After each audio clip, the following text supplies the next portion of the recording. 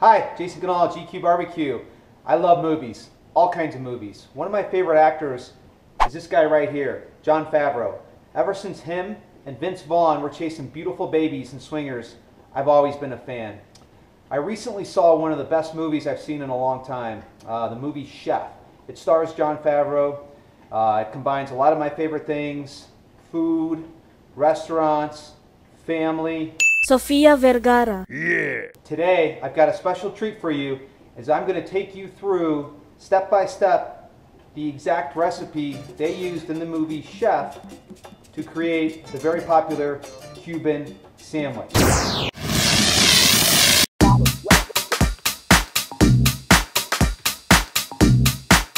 Before we get going, I want to give a huge warm welcome to all my brand new subscribers that saw Greg from Ballistic Barbecue recreate my bacon wrapped pretzels and spicy beer cheese dip video. If you don't know who Greg is over at Ballistic Barbecue, you got to check him out. The dude dominates barbecue here on YouTube. I can only think of maybe a few family members that don't already know who Greg is, but if you don't know who he is, I'll put the link down below. Check him out. The guy does an absolute awesome job. So you're probably wondering, where the heck did I get the recipe to create the Cuban? Did I just watch the movie over and over again and put everything together? That's one way of doing it, but I found a link on people.com where they walked you through the exact recipe they used in the movie. So what I'm going to be taking you through today is the sandwich recipe. The mojo is my recipe. I played around with some different recipes I found, and I created something that I thought was really well, that tasted great to me. The sandwich is the exact same recipe they used in the movie and blew up his business. So if you want to give it a shot, I will put the exact recipe down below for both the sandwich and for the mojo that they used in the movie.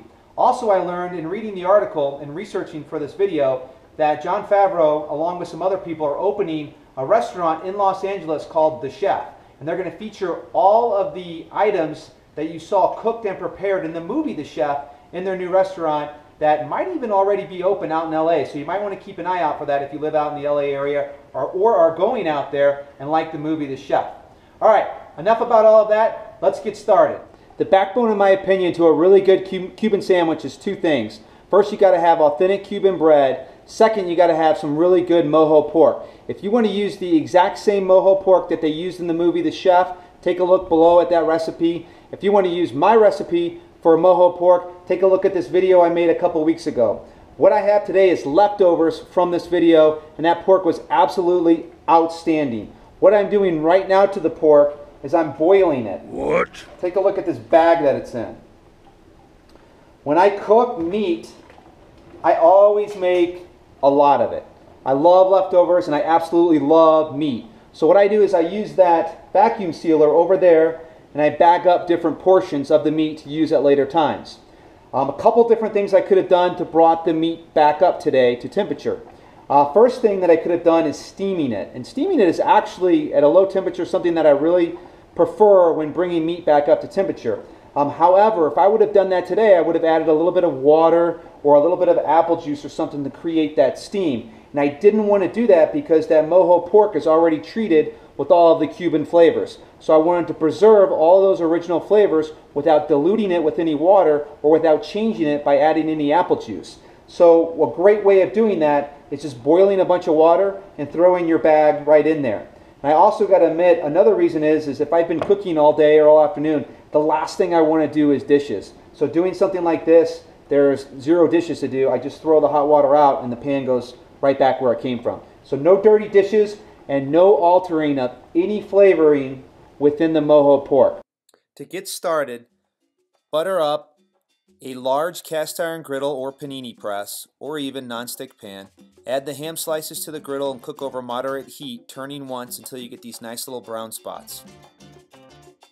This is what a Cuban baguette roll looks like. You want to order a whole loaf from your Cuban bakery. So what you want to do is generously butter the cut sides of each baguette and toast on the griddle over moderate to high heat until lightly browned. Then transfer the baguettes to a work surface and generously brush the cut sides with mustard. Then layer on the ham, Swiss cheese, and then the beautiful mojo pork, and then the pickles on the baguette. Then close it up with the other half of the baguette final step is to brush both sides generously with butter. And finally, to get that real distinctive smashed bread taste on a Cuban sandwich, if you're not cooking with a panini press, it's okay. Just take a brick and wrap it with foil and put it on top. This guy could have come off a little bit sooner, but it still looks great, and I cannot wait to try it.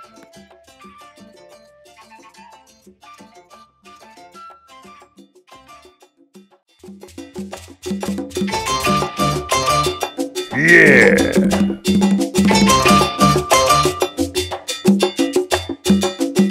Alright, now it's time for my favorite part, the taste test. Awesome!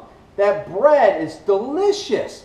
You have to go out and find an authentic Cuban bread if you're going to duplicate this sandwich. This sandwich is awesome, guys.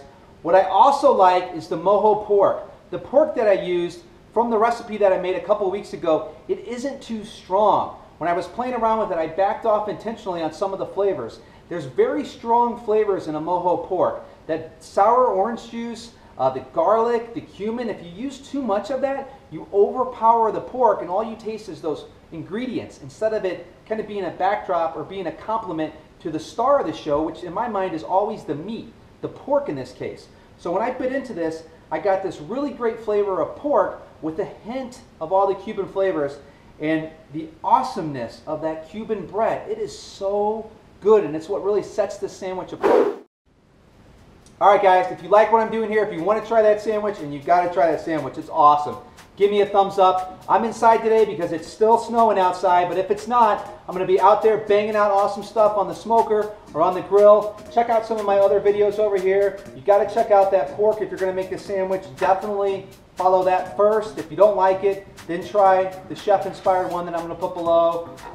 The bacon-wrapped pretzel recipe. I think you guys have all seen that either on Greg's site or on mine. And also bourbon. I love bourbon, and I got something really cool I'm working on right now for you guys. It's going to take about another couple of weeks, maybe even a month to get done. But if you want to know what my favorite bourbon video is, or my favorite bourbon is, check out this video right here. Until next time, if you don't want to miss any of my videos, give me a subscription above and you won't. Until next time, Jason Goodall, GQ Barbecue. I'm going to make Cuban pojo mork.